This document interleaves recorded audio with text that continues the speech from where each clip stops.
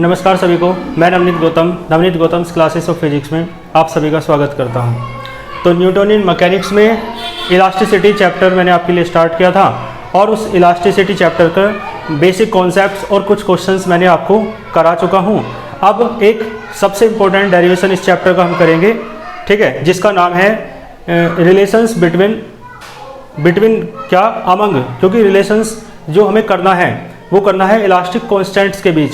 और जो elastic constants हैं आपके, वो आपके 3-4 होते हैं। जैसे कि आप देखते हैं पहला इलास्टिक कांस्टेंट कौन सा है, यंग्स मॉडुलस, दूसरा है बल्क मॉडुलस और तीसरा है आपका जिसे आप मॉडुलस ऑफ रिजिडिटी कहते हैं, ठीक है, यानी y है पहला और दूसरा क्या है k है और तीसरा क्या है ईटा कहते हैं। और एक मैंने कराया था पॉइजन्स रेशो जिसे आप सिग्मा से डिनोट करते हैं। तो इन चारों इलास्टिक कांस्टेंट्स के बीच आपको रिलेशन प्रोड्यूस करना है ना, फॉर्मूला प्रोड्यूस करना है उसका।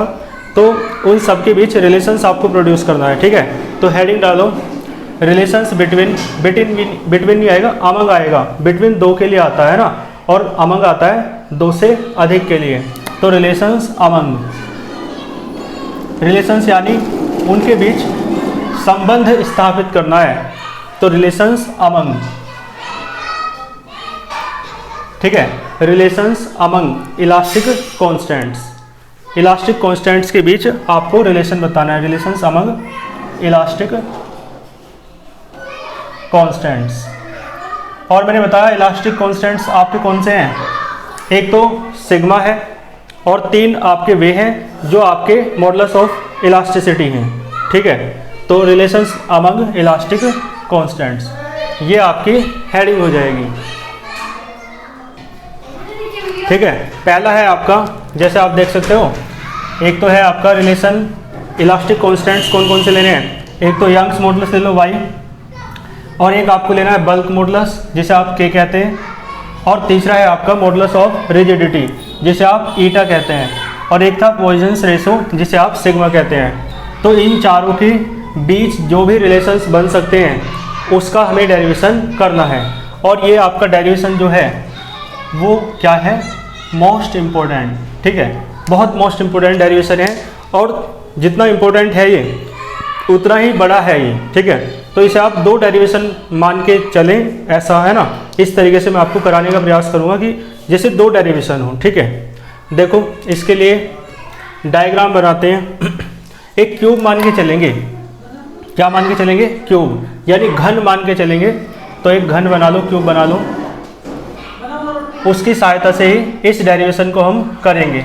तो ये क्या है, क्यूब है, क्लियर है। इस क्यूब की हेल्प से ही इस डेरिवेशन को हमें करना होगा। क्यूब यानी घन, ठीक है जी, क्लियर है। तो ये क्या है आपका, एक घन है, एक क्यूब है। और आप जानते हैं ये वाला पॉइंट क्या है, ओरिजिन है, मूल बिंदु है। ये वाली एक्सिस कौन सी है, एक्स एक्सिस, और ये वाली एक्सिस कौन सी है, वाई एक्सिस, और ये वाली एक्सिस कौन सी है, जेड एक्सिस, ठीक है। तो देखो इस क्यूब के साथ क्या करना है हमें, आपको इस पर फोर्स लगाना है, फोर्स पर यूनिट एरिया जिसे आप स्ट्रेस कहते हैं। और वो स्ट्रेस भी कैसा लगा रहे हैं, यानी जो एक्सटेंशन कर दे इसकी लेंथ में, जो एक्सटेंशन कर दे, यानी एक्सटेंशनल लॉन्गिट्यूडनल स्ट्रेस आपको इस पर एक्सटेंशनल नॉर्मल स्ट्रेस आपको अप्लाई करना है। तो एक्सटेंशनल का मतलब होता है विस्तार और अनुदैर्ध्य तो लॉन्गिट्यूडनल होता है। नॉर्मल को कहते हैं अभिलंब प्रतिबल लगाना है, यानी जो अभिलंब हो, है ना। जैसे ये सरफेस है वाला, तो देखो विस्तार कब होगा, एक्सटेंशन कब होगा, जब स्ट्रेस बाहर की ओर लगेगा। तो इसका मतलब है जो स्ट्रेस लग रहा है वो इस तरफ लगेगा और इस तरफ लगेगा। यदि अंदर की तरफ लगाओगे तो फिर तो कंप्रेशन हो जाएगा, संकुचन हो जाएगा। लेकिन आपको एक्सटेंशन करना है, विस्तार करना है, तो आपको जो फोर्स है, डिफॉर्मिंग फोर्स, वो बाहर की ओर लगाना पड़ेगा। और आपको पता है वो जो फोर्स होता है इंटरनल रिएक्शन फोर्स, ठीक है, वो ही यूनिट एरिया पर जो लगता है उसे आप क्या कहते हैं, उसे आप कहते हैं इंटरनल रिएक्शन फोर्स को आप क्या कहते हैं, स्ट्रेस कहते हैं। और ऐसा स्ट्रेस जो सरफेस के कैसा हो, परपेंडिकुलर हो, उसे आप नॉर्मल स्ट्रेस कहते हैं, ठीक है। अब मैं इनके नाम हिंदी में नहीं लूँगा क्योंकि वो बेसिक मैं आपको बहुत अच्छे से समझा चुका हूँ हिंदी और इंग्लिश दोनों में। तो आपका दायित्व बनता है कि वो आपने अच्छे से उन नामों को कंठस्थ कर लिया होगा कि इंग्लिश में क्या कहते हैं, ठीक है। क्योंकि अब हिंदी इंग्लिश के चक्कर में रहूँगा तो ये डेरिवेशन समझाना बहुत कठिन हो जाएगा, ठीक है। इस डेरिवेशन को इसलिए समझो। तो ध्यान देना, एक्सटेंशन करना है, मान के चल रहे हैं एक्सटेंशन करना है, तो स्ट्रेस भी कौन सा लगाना पड़ेगा, एक्सटेंशन वाला। तो डायरेक्शन कैसी है, बाहर की ओर, ठीक है। सभी स्ट्रेस की डायरेक्शन कैसी है, बाहर की ओर, चारों। तो एक तो एक्स एक्सिस के अलोंग है, एक वाई एक्सिस के अलोंग है, और एक जो वो है आपका स्ट्रेस, एक्सटेंशन स्ट्रेस, वो जेड एक्सिस के अलोंग है, यानी बाहर की तरफ है। तो बाहर की तरफ दिखा नहीं सकते, ऐसे दिखा लो, ये जेड एक्सिस के अलोंग है, ठीक है। और पीछे की ओर भी होगा ऐसे। तो ये सारे क्या हैं, इस पर बाहर की ओर स्ट्रेस वर्क कर रहे हैं, जिसे आप परपेंडिकुलर है ना, ये इसी कारण से नॉर्मल स्ट्रेस कहते हैं, ठीक है। अभिलंब प्रतिबल, ठीक है। और नॉर्मल स्ट्रेस को मैंने बताया था, नॉर्मल स्ट्रेस में डायरेक्शन हो जाती है तो उसे प्रेशर लिख सकते हैं। नॉर्मल स्ट्रेस को देखो आप, मैंने बल्क मॉडुलस में P लिखा था, तो इसे क्या कहेंगे, ये सब क्या है, P, ठीक है जी, ये सब क्या है, P, क्लियर है, P, ये भी क्या है, P, ठीक है। तो अब आप एक बात देख के बताओ, मान लो पहले फर्स्ट जो कंडीशन है उस स्थिति में क्या हो रहा है, मान लो जो स्ट्रेस लग रहा है नॉर्मल स्ट्रेस है ना, ये क्या है, नॉर्मल स्ट्रेस। तो जो नॉर्मल स्ट्रेस वर्क कर रहा है, अभिलंब प्रतिबल, नॉर्मल स्ट्रेस, वो किस एक्सिस के अलोंग वर्क कर रहा है, मान लो केवल एक्स एक्सिस के अलोंग वर्क कर रहा है, ठीक है। तो एक एक्सिस के अलोंग आप यदि लगाएंगे फोर्स, तो क्या होगा, जिस एक्सिस के अलोंग फोर्स लग रहा है उस एक्सिस के अलोंग तो क्या होगा, एक्सटेंशन होगा, वृद्धि होगी। लेकिन जैसे एक्स एक्सिस के अलोंग लग रहा है तो एक्स एक्सिस के अलोंग तो वृद्धि होगी, एक्सटेंशन होगा। लेकिन जैसे आप ऐसे तो वृद्धि हो जाएगी, लेकिन ऐसे कम हो जाएगा और ऐसे भी कम हो जाएगा, है ना। तो इसका मतलब है एक्स एक्सिस के अलोंग यदि फोर्स लगा रहे हैं, स्ट्रेस वर्क लगा रहे हैं, तो एक्स एक्सिस के अलोंग तो क्या होगा, इंक्रीमेंट होगा, एक्सटेंशन होगा। लेकिन वाई और जेड एक्सिस के अलोंग क्या हो जाएगा, कंप्रेशन हो जाएगा, ठीक है। और ऐसे ही आपका बाकी दोनों के लिए भी है। जैसे कि आप वाई एक्सिस के अलोंग फोर्स लगाओगे तो वाई एक्सिस के अलोंग तो एक्सटेंशन हो जाएगा, खिंच जाएगा, है ना। लेकिन एक्स और जेड एक्सिस के अलोंग क्या हो जाएगा, कंप्रेशन हो जाएगा, ठीक है। इसी प्रकार जब फोर्स लगाओगे जेड एक्सिस के अलोंग, तो जेड एक्सिस के अलोंग क्या हो जाएगा, एक्सटेंशन हो जाएगा। बाकी जो दोनों एक्सिस हैं एक्स और वाई, उनके अलोंग क्या हो जाएगा, कंप्रेशन हो जाएगा, संकुचन हो जाएगा। तो आप तीनों एक्सिस के अलोंग जो स्ट्रेस लगा है, आप देख रहे हो यहाँ पर तीनों एक्सिस के अलोंग स्ट्रेस लगा है, एक तो एक्स एक्सिस के अलोंग, एक वाई एक्सिस के अलोंग और एक जेड एक्सिस के अलोंग। तो तीनों एक्सिस के अलोंग स्ट्रेस जो लगा है उनका क्या प्रभाव होगा वो हम देखेंगे। तो बारी बारी से देखेंगे। पहले हम देखना चाह रहे हैं कि एक्स एक्सिस के अलोंग जो स्ट्रेस लगा है P, नॉर्मल स्ट्रेस, उसके कारण इस आकृति में जो क्यूब है, घन है, उसमें क्या परिवर्तन होता है, ठीक है, लेंथ में, है ना, ठीक है। तो देखो हम लिखेंगे ड्यू टू माने के कारण, तो क्या लिखेंगे, ड्यू टू माने के कारण, किसके कारण, due to normal stress, due to normal stress, normal stress के कारण। और कौन सा नॉर्मल स्ट्रेस, कौन सा नॉर्मल स्ट्रेस, नॉर्मल स्ट्रेस आपका वो वाला, ठीक है। कौन सा नॉर्मल स्ट्रेस, केवल वो वाला नॉर्मल स्ट्रेस जो एक्स एक्सिस के अलोंग वर्क कर रहा है, ठीक है। तो due to normal stress along x axis, ठीक है जी। तो due to normal stress along x axis, तो एक्स एक्सिस के अलोंग जो नॉर्मल स्ट्रेस ये वर्क कर रहा है, इसके कारण क्या क्या परिवर्तन होंगे। तो मैंने आपको बताया भाई एक्स एक्सिस के अलोंग वर्क कर रहा है तो एक्स एक्सिस के अलोंग तो एक्सटेंशन होगा, वृद्धि हो जाएगी, ठीक है। और बाकी वाई और जेड एक्सिस के अलोंग क्या हो जाएगी, कमी हो जाएगी, संकुचन यानी कंप्रेशन हो जाएगा। तो पहले देखो निकालेंगे एक्सटेंशन, एक्सटेंशन होगा ना एक्स एक्सिस के अलोंग, तो extension along x axis, extension along x axis, x axis के अलोंग क्या होगा, एक्सटेंशन होगा। और किस में, लेंथ में, वो तो है ही। तो एक्सटेंशन इन लेंथ लिखना चाहो लिख सकते हो, लेंथ में। और किसके एक्सिस, वो किसके अलोंग, एक्स एक्सिस के अलोंग, अलोंग यानी अनुदिश, ठीक है। और देखो ये बात आपको समझ में आएगी कहाँ से, आपको मैं बता दूं एक फॉर्मूला आप जानते हो, लॉन्गिट्यूडनल स्ट्रेन का क्या होता है, ठीक है। देखो लॉन्गिट्यूडनल स्ट्रेन क्या होता है, लॉन्गिट्यूडनल स्ट्रेन इसका फॉर्मूला होता है, आपको पता है, अनुदैर्ध्य विकृति बराबर है ना, क्या होता है, change in length upon initial length. तो चेंज इन लेंथ, लेकिन हम बात कर रहे हैं केवल एक्स एक्सिस के अलोंग, तो एक्स एक्सिस के अलोंग चेंज जो हो रहा है उसमें इंक्रीमेंट हो रहा है, एक्सटेंशन हो रहा है, कंप्रेशन नहीं हो रहा है। तो चेंज की जगह क्या लिखेंगे, एक्सटेंशन। तो क्या आएगा, एक्सटेंशन इन लेंथ, ठीक है। चेंज इन लेंथ का मतलब एक्सटेंशन इन लेंथ, और किस एक्सिस के अलोंग, अलोंग एक्स एक्सिस, और अपोन में क्या आएगा, ठीक है, अपोन में आएगा इनिशियल लेंथ,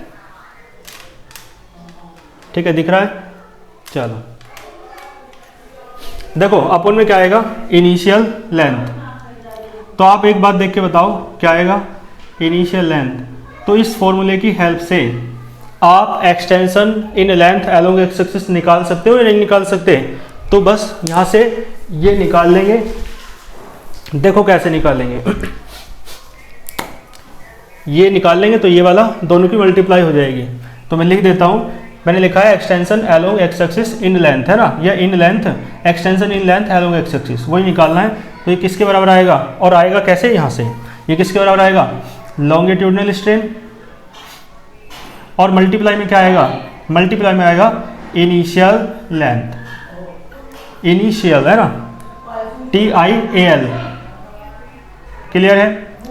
तो देखो एक बात देख के बताओ, लॉन्गिट्यूडनल स्ट्रेन अनुदैर्ध्य विकृति, ठीक है, रहेगा यहाँ पर, और यहाँ क्या रहेगा, इनिशियल लेंथ। तो जो इसकी लेंथ है ना, आप कितनी मान लो, L, मान लो इसकी लेंथ कितनी है, L। तो सभी, ये तो क्यूब है, तो सभी भुजाओं की जो लंबाई है, प्रारंभिक लेंथ मतलब प्रारंभिक लंबाई इनिशियल लेंथ वो कितनी रहेगी, L। लेकिन लॉन्गिट्यूडनल स्ट्रेन का हमारे पास प्रतीक नहीं है, तो देखो इसे भी बदलना पड़ेगा। आपने पढ़ा है यंग्स मॉडुलस y, है ना, यंग्स मॉडुलस y बराबर क्या होता है, आपको मैंने बता रखा है, longitudinal stress upon longitudinal strain. क्या आएगा, लॉन्गिट्यूडनल स्ट्रेस और अपॉन लॉन्गिट्यूडनल स्ट्रेन। आप यहाँ से लॉन्गिट्यूडनल स्ट्रेन निकाल दो, क्योंकि इसकी वैल्यू चाहिए ना। तो लॉन्गिट्यूडनल स्ट्रेन कितना हो जाएगा, क्या आएगा, लॉन्गिट्यूडनल स्ट्रेस अपॉन y, ठीक है। लॉन्गिट्यूडनल यहाँ से निकाल दो, लॉन्गिट्यूडनल स्ट्रेन क्या आएगा, लॉन्गिट्यूडनल स्ट्रेस तो ऊपर ही रहेगा, और अपॉन में क्या आ जाएगा, अपॉन में आ जाएगा यंग्स मॉडुलस, ठीक है, यंग्स मॉडुलस। एक बार करना है बस ये, तो फिर तो है ना डायरेक्ट करेंगे, ठीक है, ये बात समझ में आ रही है। और यहाँ क्या है, इनिशियल लेंथ, इसे नोट करते चलना साथ साथ, तभी आपको समझ में आएगा ये। यदि है ना केवल वीडियो देखोगे ना, नोट नहीं करोगे साथ साथ, तो समझ नहीं आएगा बिल्कुल भी, क्योंकि मुझे कई बार रफ करना पड़ेगा, तो इसलिए आप लिखते चलो। यहाँ तक समझ में आ रहा है। चलो अब देखो, लॉन्गिट्यूडनल स्ट्रेस मैंने बताया था आपको, ठीक है। लॉन्गिट्यूडनल स्ट्रेस जो होता है उसे आप यहाँ पर स्ट्रेस को आप क्या कह सकते हो, यहाँ पर आप स्ट्रेस को P कह सकते हो, ठीक है। क्या कह सकते हैं, P, ठीक है, क्योंकि यहाँ पर स्ट्रेस को किससे डिनोट कर रहे हैं, P से। तो यहाँ पर स्ट्रेस को बस P से ही डिनोट कर लो, क्योंकि हमें सिंबल चाहिए यहाँ पे। तो स्ट्रेस को P से आपने डिनोट कर लिया। और यंग्स मॉडुलस क्या होता है, y, और इनिशियल लेंथ क्या है, L। तो आपका जो एक्सटेंशन आया, ठीक है।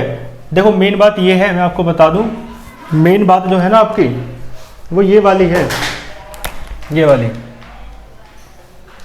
ठीक है। इसे हेडिंग के तौर पे लिखना आप, मतलब अदर पेन से।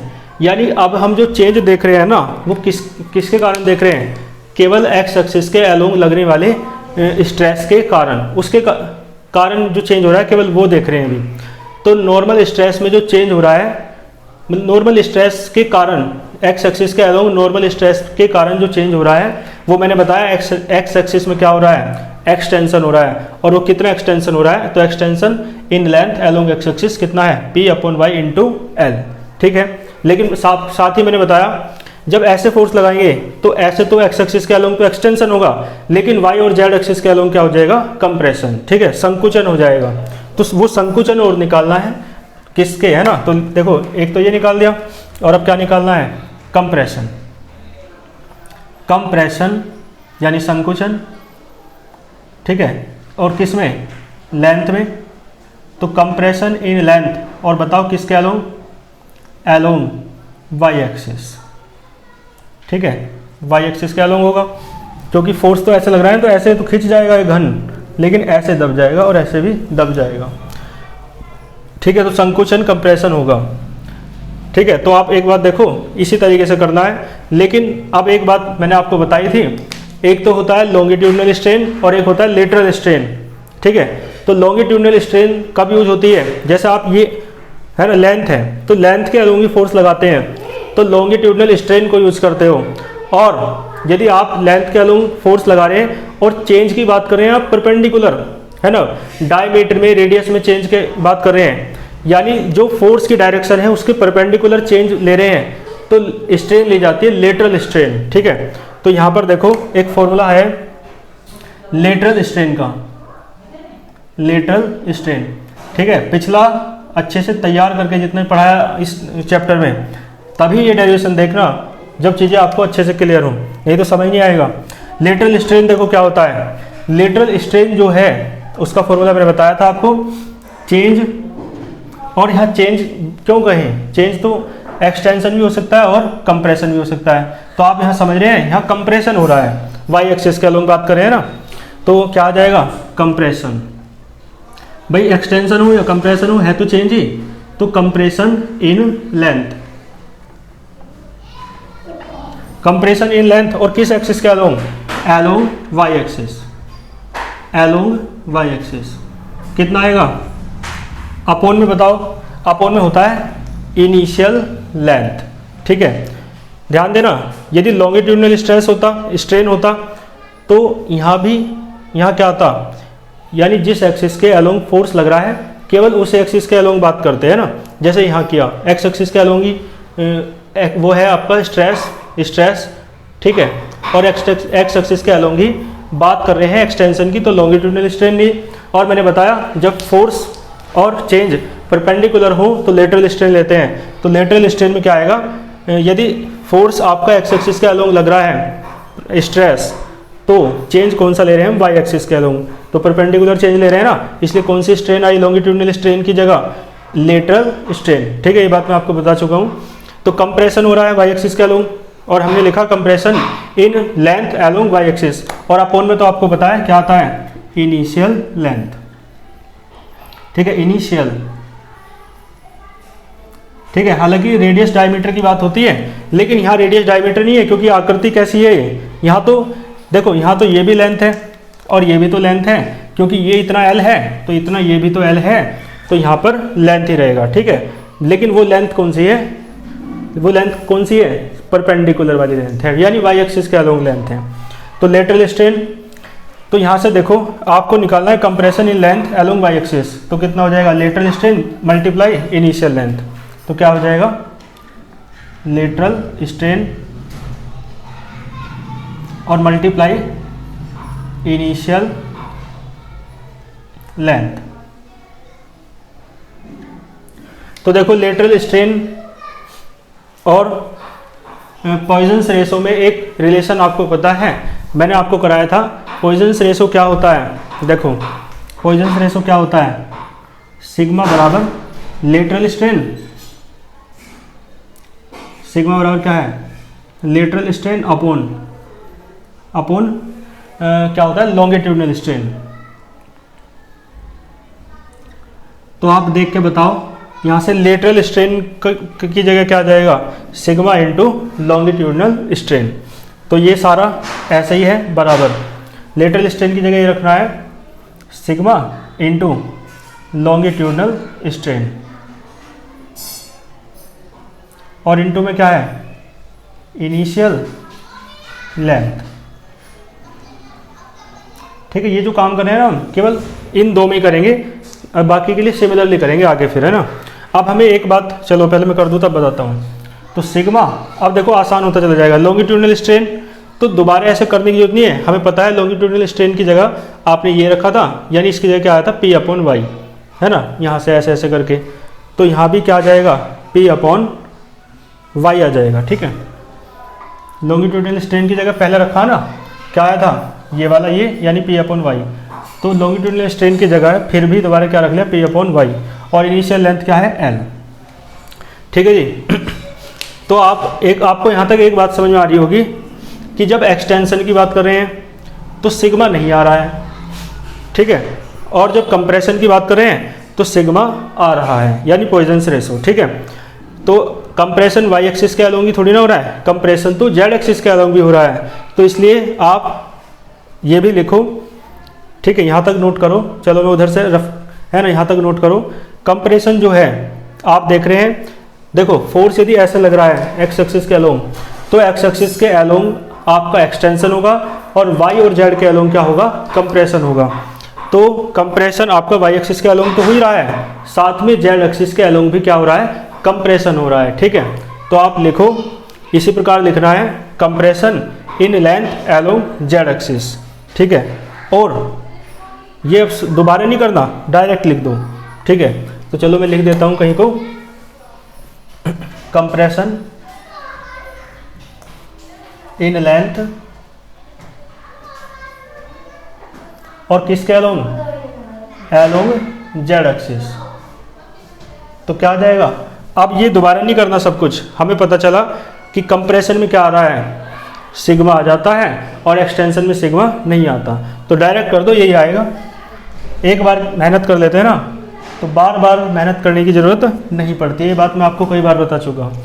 ठीक है, अब आपको एक बात समझ में आ रही है, बहुत ध्यान सुनना, कि एक्सटेंशन है तो सिग्मा नहीं आ रहा है और कंप्रेशन है, ठीक है, तो सिग्मा आ रहा है। लेकिन ये बात तो है ही, लेकिन इस बात को इस तरीके से समझो कि देखो जिस एक्सिस के अलोंग फोर्स लगा रहे हैं, यदि चेंज की बात कर रहे हैं उस एक्सिस के अलोंग, तो देखो एक्सटेंशन जो है एक्स एक्सिस के अलोंग ही तो हो रहा है, फोर्स भी एक्स एक्सिस के अलोंग ही ले रहे हैं अभी हम, है ना, स्ट्रेस। तो इसका मतलब है जिस एक्सिस के अलोंग फोर्स लग रहा है, स्ट्रेस लग रहा है, उस एक्सिस के अलोंग ही चेंज ले रहे हैं, तो सिग्मा नहीं आ रहा है। ठीक है, और जिस एक्सिस के अलोंग फोर्स लग रहा है उस एक्सिस के अलावा दूसरी एक्सिस, है ना, के अलोंग चेंज ले रहे हैं, चाहे वो वाई एक्सिस हो और चाहे जेड एक्सिस हो, यदि इनके अलोंग चेंज ले रहे हैं तो सिग्मा आ रहा है। ठीक है, बात समझ में आई आपको? दो बातें मैंने आपको बताई।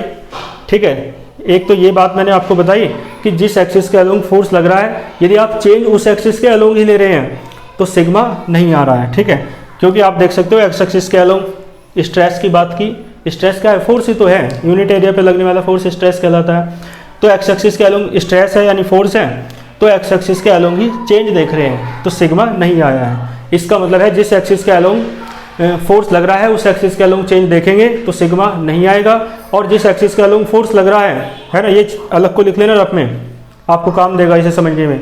और जिस एक्सिस के अलोंग फोर्स लग रहा है, स्ट्रेस लग रहा है, उस एक्सिस को छोड़ के यदि बाकी दोनों एक्सिस के अलोंग चेंज देख रहे हैं तो सिग्मा आएगा। ठीक है, ये बात मैंने बता दी, आपको काम आएगी। ठीक है, यहाँ तक नोट करो, फिर मैं आगे चलता हूँ रफ करके। ठीक है, तो देखो आपको यहाँ तक एक बात समझ में आई होगी कि हमने पहले जो बात की वो normal stress along x axis के कारण जो चेंज हो रहा है इस बॉडी में, ठीक है, लेंथ में, एक्स एक्सिस के अलोंग, वाई एक्सिस के अलोंग, जेड एक्सिस के अलोंग, उसमें बात की। ठीक है, तो आपने पाया एक्स एक्सिस के अलोंग स्ट्रेस वर्क कर रहा है, नॉर्मल स्ट्रेस, तो आपने देखा एक्स एक्सिस के अलोंग तो एक्सटेंशन हुआ, वाई एक्सिस और जेड एक्सिस के अलोंग क्या हुआ, कंप्रेशन हुआ, संकुचन हुआ। ठीक है, तो यहाँ से एक बात समझ में आई कि जिस एक्सिस के अलोंग फोर्स स्ट्रेस वर्क करेगा उस एक्सिस के अलोंग तो एक्सटेंशन हुआ, बाकी दोनों एक्सिस के अलोंग क्या हो जाएगा, कंप्रेशन। तो इसी तरीके से आपने जैसे निकाला ना एक्स एक्सिस के अलोंग जो स्ट्रेस लग रहा है उसके कारण होने वाला चेंज देखा आपने, एक्स एक्सिस के अलोंग भी, वाई एक्सिस के अलोंग भी, जेड एक्सिस के अलोंग भी। तो यही चेंज आपको देखना है उस स्ट्रेस के कारण जो वाई एक्सिस के अलोंग लग रहा है, उस स्ट्रेस के कारण जो जेड एक्सिस के अलोंग लग रहा है, तीनों के कारण देखना है। तो अभी हमने एक के लिए किया। ठीक है, तो देखो, तो due to normal stress along x axis कर लिया हमने तीनों, यानी दो क्या देखा, एक्स एक्सिस के अलोंग एक्सटेंशन था, वाई और जेड एक्सिस के अलोंग कंप्रेशन था। यहाँ तक कर लिया, नोट कर लिया होगा आपने। अब हम देखेंगे ड्यू टू नॉर्मल, देखो सिस्टम से इसे पढ़ोगे ना तो बहुत आसान बन जाएगा, तो इसे पार्ट्स में बांट के करो।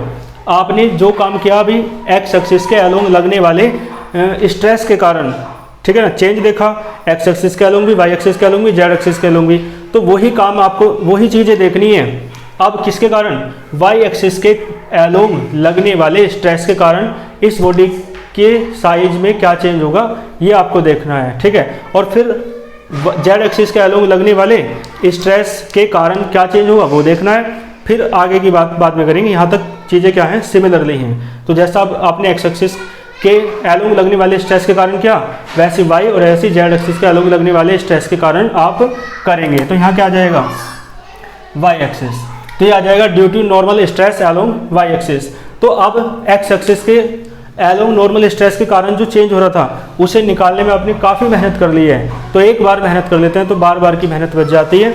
तो वाई एक्सिस के एलोंग जो नॉर्मल स्ट्रेस है उसके कारण जो साइज में चेंज होगा उसे बहुत आसानी से निकाला जा सकता है। मैंने आपको बताया है अभी, जो बात मैंने अभी आपको फोर्स करके बताई थी, मैंने बताया था अभी आपको कि जिस एक्सिस के एलोंग फोर्स लग रहा है उस एक्सिस के एलोंग क्या होगा, एक्सटेंशन होगा, और बाकी दोनों एक्सिस के एलोंग क्या होगा, कंप्रेशन होगा। तो अब फोर्स स्ट्रेस लग रहा है वाई एक्सिस के एलोंग, तो वाई एक्सिस के एलोंग क्या हो जाएगा, एक्सटेंशन, बाकी एक्स और जेड के एलोंग क्या हो जाएगा, कंप्रेशन। तो अब डायरेक्ट करेंगे, अब वो फॉर्मूला साइड में लिखना ये सब उसकी कोई ज़रूरत नहीं है, ठीक है। देखो तो पहले वाई एक्सिस के एलोंग क्या हो रहा है, स्ट्रेस लग रहा है, तो वाई एक्सिस के एलोंग स्ट्रेस लगाओगे तो वाई एक्सिस के एलोंग क्या हो जाएगा, एक्सटेंशन हो जाएगा। तो क्या आएगा, एक्सटेंशन, ठीक है। एक्सटेंशन इन लेंथ लिखने की जरूरत नहीं है, लेंथ में ही हो रहा है और किस में हो रहा है, तो एक्सटेंशन एलोंग लिखना चाहो लिख सकते हो, एक्सटेंशन एलोंग वाई एक्सिस। भाई वाई एक्सिस के एलोंग स्ट्रेस वर्क कर रहा है, फोर्स वर्क कर रहा है, तो वाई एक्सिस के एलोंग क्या हो जाएगा, एक्सटेंशन। और एक्सटेंशन में मैंने बताया था अभी, ठीक है, मैंने ये छोड़ो, आप एक्सटेंशन में या कंप्रेशन में सिग्मा आ रहा है नहीं, ये मत देखो, आप कॉमन चीज़ देखो। कॉमन चीज़ ये है कि जिस एक्सिस के एलोंग फोर्स लगा रहे हैं, वाई के एलोंग लगा रहे हैं ना, तो जिस एक्सिस के एलोंग स्ट्रेस या फोर्स लगा रहे हैं उस एक्सिस के एलोंग ही चेंज की बात कर रहे हैं, तो क्या हो रहा है, एक्सटेंशन, ठीक है, एक्सटेंशन होगा। तो मैंने बताया था जब स्ट्रेस की डायरेक्शन और चेंज की डायरेक्शन कैसी हो, सेम हो, तो सिग्मा नहीं आता है। तो सिग्मा नहीं आएगा, क्या आएगा, P upon y into l, ठीक है, यही तो आया था। और देखो जब कंप्रेशन की बात होगी, कंप्रेशन की बात होगी, ठीक है, कंप्रेशन कौन कौन से एक्सिस के एलोंग होगा, एक्स के और जेड के। तो कंप्रेशन एलोंग एक्स एक्सिस कितना हो जाएगा, इसमें सिग्मा आएगा, मैंने बताया था ना। देखो कि स्ट्रेस जो है वाई एक्सिस के एलोंग लग रहा है, लेकिन आप चेंज देख रहे हैं एक्स एक्सिस के एलोंग, तो जिस एक्सिस के एलोंग स्ट्रेस लग रहा है उससे दूसरी एक्सिस के एलोंग चेंज देख रहे हैं, उससे परपेंडिकुलर के एलोंग देख रहे हैं, तो सिग्मा आएगा। तो क्या आएगा, sigma P upon y into l. और कंप्रेशन देखो, ठीक है, बताओ कौन सी एक्सिस के एलोंग देखेंगे, अब एक ही तो बची, तो कंप्रेशन एलोंग वाई हो गया, एक्स हो गया, जेड। यहाँ क्या आएगा, यहाँ भी सिग्मा आएगा, क्योंकि क्या होगा, कंप्रेशन, ठीक है जी। तो देखो जो काम आपको एक्स एक्सिस के एलोंग करा था तो काफ़ी बड़े में करना पड़ा ना, काफ़ी जगह हो गई होगी, काफ़ी चीज़ों को समझने में, है ना। लेकिन एक बार मेहनत कर ली तो देखो दूसरी बार की मेहनत कितनी आसान हो गई। यही जीवन का दस्तूर होता है, ठीक है। एक बार किसी टॉपिक पे, किसी विषय पे मेहनत कर लो, जिंदगी भर के लिए सरल हो जाएगा, ठीक है। तो मैंने कहा था एक्स एक्सिस के एलोंग जो स्ट्रेस वर्क कर रहा है उसके कारण होने वाला चेंज निकालो, निकाल दिया। फिर वाई एक्सिस के एलोंग जो स्ट्रेस वर्क कर रहा है उसके कारण होने वाला चेंज निकालो, निकाल दिया, ये है ना। और फिर जेड एक्सिस के एलोंग जो स्ट्रेस वर्क कर रहा है उसके कारण होने वाला चेंज निकालो, तो उसे और निकालो, है ना। क्या आएगा, due to normal stress, due to normal stress along, ठीक है, जेड एक्सिस। समझ गए होंगे आप। तो देखो क्या आएगा, जेड एक्सिस के एलोंग स्ट्रेस लग रहा है ऐसे, तो जेड एक्सिस के एलोंग क्या होगा, एक्सटेंशन, ठीक है। और बाकी दोनों एक्सिस के एलोंग क्या हो जाएगा, कंप्रेशन। तो ये आएगा एक्सटेंशन एलोंग, ठीक है, क्या आएगा, जेड एक्सिस। ये आ जाएगा जी आपका, ठीक है, P upon y into l. मैंने बताया सिग्मा नहीं आएगा, क्यों नहीं आएगा, क्योंकि जिस एक्सिस के एलोंग स्ट्रेस वर्क कर रहा है उसी एक्सिस के एलोंग चेंज देख रहे हैं आप, तो सिग्मा नहीं आएगा। और बाकी दोनों एक्सिस के एलोंग क्या हो जाएगा, कंप्रेशन।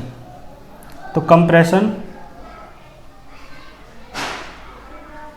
एलोंग जेड हो गया, तो एक्स और वाई बचा, एक्स एक्सिस, सिग्मा आएगा P upon y into l. और इसी प्रकार कंप्रेशन एलोंग वाई एक्सिस क्या आएगा, sigma P upon y into l. ठीक है जी। तो आपने ये जो तीनों एक्सिस के अलोंग लग रहा था स्ट्रेस, ये वाला भी, ये वाला भी और ये वाला भी, तीनों एक्सिस के कारण लगने वाला जो स्ट्रेस है उसके कारण क्या क्या चेंज हुआ, कौन कौन से एक्सिस के अलोंग, आपने सब ज्ञात कर लिया है। ठीक है। तो अब आप एक बात देख के बताओ मुझे, अब आप एक बात देखो, मैं यदि आपसे पूछने लगूं कि एक्स एक्सिस के अलोंग जो फोर्स ये स्ट्रेस लग रहा है P, इसके कारण कुल चेंज क्या हुआ एक्स एक्सिस के अलोंग, तो बताओ। देखो यानी तीनों के कारण, देखो इसके कारण क्या चेंज हुआ एक्स एक्सिस के अलोंग, एक्सटेंशन हुआ था। और ध्यान देना एक्स एक्सिस के अलोंग चेंज निकालेंगे पहले सारा, तीनों फोर्सेस के कारण, मतलब तीनों स्ट्रेस के कारण, इसके कारण भी, इसके कारण भी और इसके कारण भी। ठीक है। तो यहाँ तक नोट करो, मैं रफ कर देता हूँ, फिर आगे चलते हैं। ठीक है। तो तीनों चेंज मैंने समझा दिए हैं, मतलब तीनों स्ट्रेस के कारण होने वाला जो चेंज है वो तीनों मैंने आपको समझा दिए हैं। यानी इस स्ट्रेस के कारण, इस स्ट्रेस के कारण और इस स्ट्रेस के कारण, तीनों के कारण इस बॉडी की शेप पर क्या चेंज हो रहा है वो मैंने आपको समझा दिया है। अब देखो, आप ज़रूरत पड़ेगी हमें किसकी, एक्स एक्सिस के अलोंग जो एक्सटेंशन हो रही है वो नेट एक्सटेंशन। देखो मैंने आपको इसके लिए नेट इस फोर्स के कारण एक्सटेंशन निकलवाई थी। ठीक है। यानी आप एक बात बताओ, मैं निकालना चाह रहा हूँ नेट एक्सटेंशन, नेट एक्सटेंशन और किस में, एक्स एक्सिस के अलोंग। तो net extension along x axis, तो एक्स एक्सिस के अलोंग नेट एक्सटेंशन कैसे निकलेगा, इसका मतलब है आपने देखा जब आप इस फोर्स के कारण निकाल रहे थे तो ये फोर्स एक्स एक्सिस के अलोंग क्या कर रहा है, एक्सटेंशन कर रहा है, और तो उसका योगदान कितना था, P upon y into l. यही तो था नेट एक्सटेंशन इस स्ट्रेस के कारण। और इस स्ट्रेस के कारण क्या था, इस स्ट्रेस के कारण एक्स एक्सिस के अलोंग क्या चेंज हो रहा था, सिग्मा आया था। देखो पहले वाले में है ना, ड्यू टू वाई एक्सिस, है ना, वो है ना अलोंग वाई एक्सिस वाला चेंज देखो। ठीक है। तो आप देखोगे इस स्ट्रेस के कारण एक्स एक्सिस के अलोंग जो चेंज था वो था sigma P upon y into l. तो वो क्या है, वो तो कंप्रेशन है, लेकिन हम क्या निकाल रहे हैं, एक्सटेंशन। तो एक्सटेंशन निकालना है तो कंप्रेशन वाले को क्या कर दो, माइनस। तो क्या आएगा, sigma P upon y into l. और साथ में ये जो जेड एक्सिस के अलोंग स्ट्रेस है इसके कारण भी एक्स एक्सिस के अलोंग क्या हो रहा है, कमी हो रही है ना, कंप्रेशन हो रहा है। तो यानी कंप्रेशन हो रहा है, हम तो एक्सटेंशन निकाल रहे हैं नेट, तो कंप्रेशन वाला भी माइनस कर दो। ठीक है। तो क्या आएगा, sigma P upon y into l. ठीक है जी। तो यहाँ से आप देखो P अपॉन वाई है ना इंटू एल माइनस क्या बचेगा, 2 sigma P upon y into l, 1 और 1 2 प्लस प्लस वो माइनस माइनस प्लस चिन्ह माइनस का ही, तो ये बचेगा P अपॉन वाई है ना 1 माइनस 2 सिग्मा और इंटू में एल। तो आपने देखा एक्स एक्सिस के अलोंग जो नेट एक्सटेंशन था वो इतना आया। इसी प्रकार आप नेट एक्सटेंशन निकालो वाई एक्सिस के अलोंग। ठीक है। Net extension along y axis, y axis के अलोंग जो नेट एक्सटेंशन है, तो आपने देखा होगा। ठीक है। ध्यान देना, जब एक्स एक्सिस के अलोंग जो स्ट्रेस था इसके कारण वाई एक्सिस के अलोंग क्या हो रहा था भाई, इस वाले फोर्स के कारण, इस वाले स्ट्रेस कारण इसमें क्या होगा, संकुचन होगा, कंप्रेशन होगा। तो कंप्रेशन कितना था, वो कंप्रेशन वाला तो घटाना है, और वो कितना था, वो था sigma P upon y into l. ठीक है। और फिर आपने देखा वाई एक्सिस के अलोंग जो स्ट्रेस था उसके कारण वाई एक्सिस में क्या चेंज हुआ था, तो आपने देखा क्या हो रहा था, एक्सटेंशन हो रहा था। देखो चाहे सेकंड वाले पॉइंट में। ठीक है। तो क्या आएगा, सेकंड वाली जो हेडिंग थी मैंने बताया था, due to normal stress along y axis, तो उसके कारण वाई एक्सिस के अलोंग चेंज देखो तो क्या हो रहा है, एक्सटेंशन। देखो चाहे तो एक्सटेंशन हो रहा है, तो एक्सटेंशन वाला तो जुड़ जाएगा क्योंकि नेट एक्सटेंशन निकाल रहे हैं, तो क्या आएगा, और वो उसमें सिग्मा नहीं था।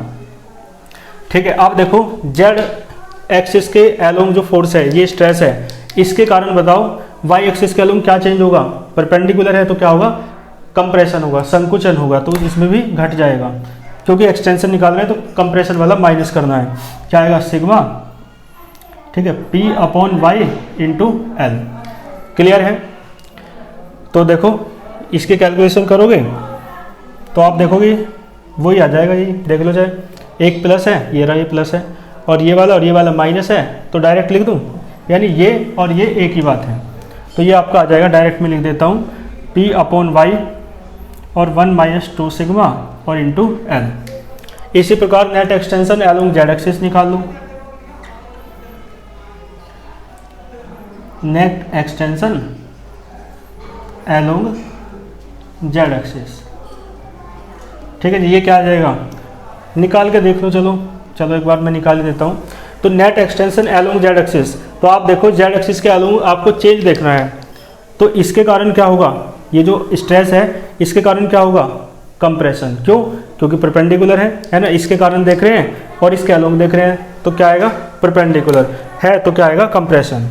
ठीक है, यानी ऐसे खींचोगे तो क्या होगा भाई? ऐसे खींचोगे तो इन एक्सटेंशन तो इस जेड एक्सिस के एलोंग ही तो होगा।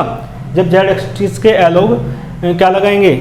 स्ट्रेस लगाएंगे, तो बाकी दोनों एक्सिस के एलोंग क्या होगा? कंप्रेशन। ठीक है, आप देख लो, तो जेड एक्सिस के कारण, जेड एक्सिस के एलोंग जो स्ट्रेस था उसके कारण देखो एक्स एक्सिस में क्या हो रहा है? कंप्रेशन हो रहा है, तो यहाँ क्या आएगा? कंप्रेशन वाला तो माइनस हो जाएगा, तो sigma P upon y into l, और वाई एक्सिस वाला भी क्या हो जाएगा? Minus sigma P upon y into l. और जेड एक्सिस के एलोंग यदि आप चेंज देखोगे, और किसके कारण? इसी के कारण, जेड एक्सिस के एलोंग जो स्ट्रेस है ये P, इसके कारण जेड एक्सिस में जो चेंज देखोगे तो क्या हो जाएगा? बढ़ जाएगा, एक्सटेंशन हो जाएगा, तो एक्सटेंशन वाले को प्लस में लेना है, और इसमें सिग्मा नहीं आता है ना, नहीं था मतलब, है ना। तो आप देखो ये भी यही है ना, बाकी दोनों माइनस में, ये तो ये भी आपका यही आ जाएगा P upon y 1 minus 2 sigma और इंटू एल। ठीक है जी, तो इसका सीधा सा मतलब ये हुआ। अब आप देख पा रहे हैं कि नेट एक्सटेंशन जो है एक्स एक्सिस के एलोंग भी, वाई एक्सिस के एलोंग भी और जेड एक्सिस के एलोंग भी, तीनों कैसे हैं? सेम। तो इसका मतलब ये है कि इन सभी स्ट्रेस के कारण, चाहे वो ये वाला स्ट्रेस हो एलोंग एक्स एक्सिस, चाहे ये वाला स्ट्रेस हो एलोंग वाई एक्सिस, और चाहे ये वाला स्ट्रेस हो एलोंग जेड एक्सिस, इन सभी स्ट्रेस के कारण जो नेट एक्सटेंशन हो रहा है एलोंग एक्स एक्सिस में, एलोंग वाई एक्सिस में और एलोंग जेड एक्सिस में, वो सब कैसे हैं? सेम है। ठीक है, इसका मतलब है तीनों स्ट्रेस के कारण एक एक्सिस के एलोंग जो चेंज होगा वो कैसा है? मतलब तीनों एक्सिस के एलोंग जो चेंज होगा, चाहे एक्स एक्सिस के एलोंग हो, चाहे वाई एक्सिस के एलोंग हो, और चाहे जेड एक्सिस के एलोंग हो, तीनों कैसे होंगे? सेम होंगे। ठीक है, तो तीनों कैसे हैं? सेम। इसका मतलब है ये लेंथ में इंक्रीमेंट है, ये एक्सटेंशन है। ठीक है, तो देखो इसका मतलब है अब लेंथ बढ़कर कितनी हो जाएगी? पहले लेंथ कितनी थी इसकी? L, और अब बढ़कर लेंथ कितनी हो जाएगी? L plus P upon y 1 minus 2 sigma into l, ये जुड़ जाएगा। तो ये क्या है? ये अब की लेंथ हो जाएगी जुड़ के, और प्रारंभिक लेंथ कितनी थी? इनिशियल लेंथ कितनी थी? L।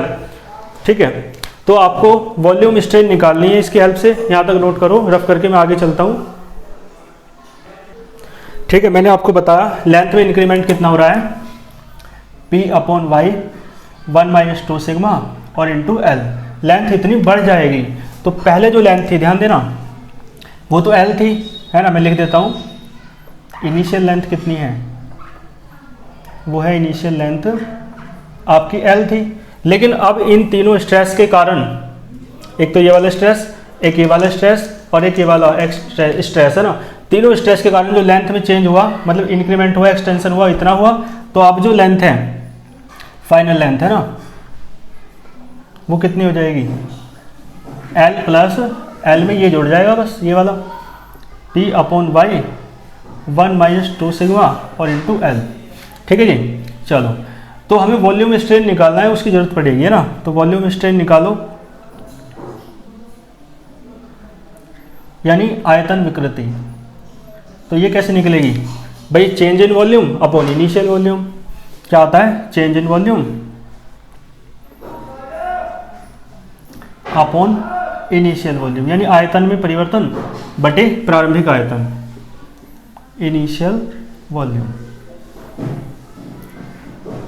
तो देखो, वॉल्यूम स्ट्रेन निकालने के लिए आपको चेंज इन वॉल्यूम निकालना पड़ेगा, और चेंज इन वॉल्यूम का मतलब है कि जो अब का फाइनल वॉल्यूम है उसमें से घटाना पड़ेगा इनिशियल वॉल्यूम। भाई चेंज कैसे पता चलेगा वॉल्यूम में, आयतन में? अब वाले आयतन में से अब वाले वॉल्यूम में से पहले वाला वॉल्यूम घटा दो।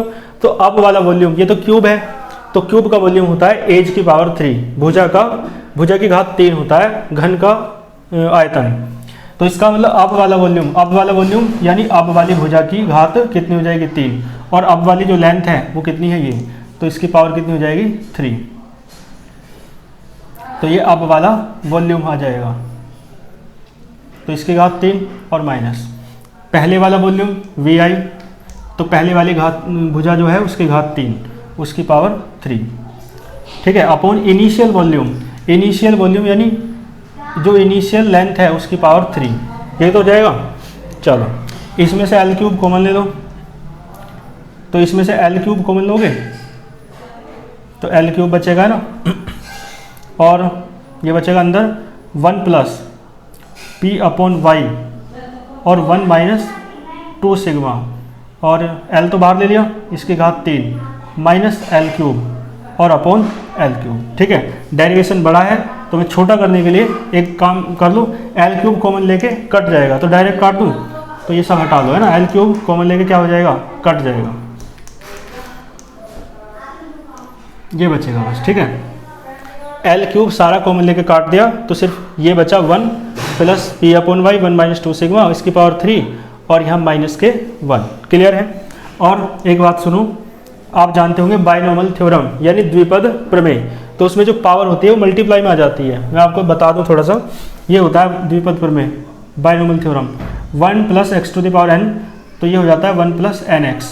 आगे भी होता है लेकिन वो हायर पावर्स को नेगलेक्ट कर सकते हो, यानी जो घात है वो गुना में आ जाती है दूसरे वाले के, ना, यानी जो x के टर्म है, और x ये मान सकते हो, तो 3 मल्टीप्लाई में आ जाएगा, तो ये हो जाएगा 1 plus 3 P upon y 1 minus 2 sigma, और ठीक है माइनस 1 बचा, और साइड में लिख देना आप फ्रॉम बायनॉमियल थ्योरम, यानी द्विपद प्रमेय से फ्रॉम बायनॉमियल थ्योरम।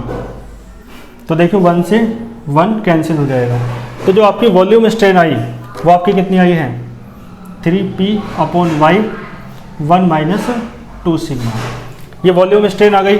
लेकिन ठीक है, वॉल्यूम स्ट्रेन से रिलेटेड जो आपका कांस्टेंट है, मॉडुलस ऑफ इलास्टिसिटी है, वो कौन सा है आपको पता है, बल्क मॉडुलस है, क्योंकि बल्क मॉडुलस का फॉर्मूला होता है वो कौन सा स्ट्रेस होता है, normal stress upon volume strain, ठीक है। तो बल्क मॉडुलस निकालेंगे, यहाँ तक नोट करो, रफ करके आगे चलते हैं,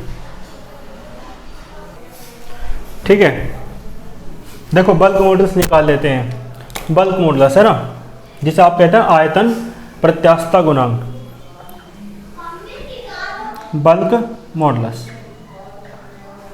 देखो जो बल्क मॉडुलस है वो क्या होता है आपको पता है, मैंने बताया नॉर्मल स्ट्रेस फॉर्मूले याद होनी चाहिए आपको, इसलिए कहता हूँ साथ के साथ पढ़ता रहा करो, तभी आगे का समझ में आता है अच्छे से। जो पीछे वाला बहुत तैयार रहता है अच्छे से, है ना। तो यदि आपको बहुत अच्छे से समझना है ना, तो आप बस जितना पढ़ाया जाए उतना साथ का साथ बिल्कुल बहुत अच्छे से कर लिया करो, है ना, घोल के पी जाया करो, इस तरीके से होना चाहिए, तब आपको आगे का बहुत अच्छे से समझ में आएगा, ठीक है। भाई जिसे यही नहीं पता बल्क मॉडुलस क्या है और वॉल्यूम स्ट्रेन क्या है ना, तो वो तो कन्फ्यूजन में परेशान हो जाएगा बहुत ज़्यादा। तो आपका दायित्व बनता है इन चीज़ों को आप समझो, वॉल्यूम स्ट्रेन सुनते ही पता चल जाए कि क्या होता है, डेल्टा V अपॉन V होता है ना, change in volume upon initial volume होता है, तो चीज़ों पे मेहनत किया करो। बल्क मॉडुलस का फॉर्मूला हो जाएगा नॉर्मल स्ट्रेस अपॉन क्या होता है, वॉल्यूम स्ट्रेन। और अब आप ये भी नहीं कह सकते कि हमें हिंदी में समझ में आएगा, इंग्लिश में नहीं आएगा, क्योंकि मैं बता चुका हूँ बल्क मॉडुलस क्या होता है। जब बल्क मॉडुलस पढ़ाया था तब पूरी हिंदी बताई थी इन सब की, है ना। तो आपका दायित्व बनता है कि हिंदी जब मैंने बताई थी तो हिंदी से आप इंग्लिश में समझने का प्रयास करो, ठीक है। तो देखो बल्क मॉडुलस क्या हो जाएगा, यानी क्या बोलेंगे, है ना, जो चीज़ें रिपीटेशन में रहती हैं वही याद रहती हैं, तो देखो सोचना पड़ता है ना। बल्क मॉडुलस क्या था, आयतन प्रत्यास्थता गुणांक क्या होता है, अभिलंब प्रतिबल अपॉन अभिलंब, ये क्या है, आयतन विकृति, ठीक है। 2 लैंग्वेज में परेशान हो जाओगे, तो एक ही लैंग्वेज में आप करो, है ना। हर चीज़ को हिंदी इंग्लिश से लिंक ना करो केवल हिंदी आप यूज करो सीखने के लिए, और बाकी फिर समझ जाया करो। तो बार बार आपको सोचने की जरूरत नहीं पड़ेगी, फिर आप सीखा करो कि वॉल्यूम स्ट्रेन क्या है, change in volume upon initial volume, delta v upon v, बस। ठीक है, तो बार बार ये माइंड ना लगाना कि वॉल्यूम स्ट्रेन यानी आयतन विकृति और इस तरीके से, है ना, फिर टाइम लगेगा बहुत ज़्यादा, कन्फ्यूजन हो जाएगा। तो बल्क मॉडुलस को मैंने बताया था के से डिनोट करते हैं, और नॉर्मल स्ट्रेस यहाँ पर कितना है, पी है, यही तो है नॉर्मल स्ट्रेस, है ना, ये वाले जो लग रहे हैं। और वॉल्यूम स्ट्रेन मैंने निकाल ली है क्योंकि मुझे बल्क मॉडुलस निकालना था, वॉल्यूम स्ट्रेन इसलिए निकाली है।